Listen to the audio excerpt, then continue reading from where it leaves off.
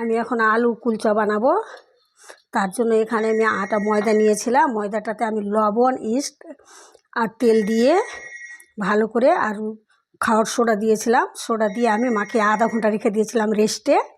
আর আমার লাগবে কালো তিল আর সাদা তিল আর ধনে পাতা কুচানো। এখানে আলু সিদ্ধতে আছে, আমি দিয়েছি কাঁচা লঙ্কা কুচানো, পেঁয়াজ কুচানো আর ধনে পাতা কুচানো দিয়েছি, আর জিরা গোলমরিচ গুঁড়ো দিয়েছি, আর লবণ দিয়েছি। এবার আমি বানাবো।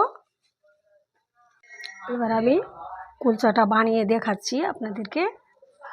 আলু কুলচা, আলুটাকে দিয়ে দিলাম।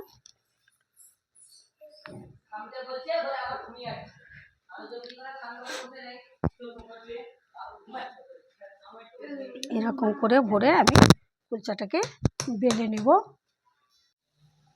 এবার আমি কুলচাটাকে আমি জলে করব, সিদ্ধ করব। জল দিয়ে আমি কুলচাটা দিয়ে ঢাকা দিয়েছিলাম 5 মিনিটের জন্য। এবার আমি তুলে নিচ্ছি ঢাকাটা। কুলচাটাকে আমি একটু পাল্টিয়ে দিচ্ছি।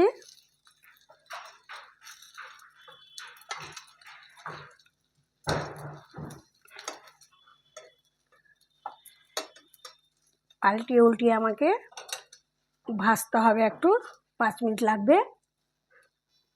কুলচাটা আমার আলু কুলচাটা আমার বানানো হয়ে গেছে।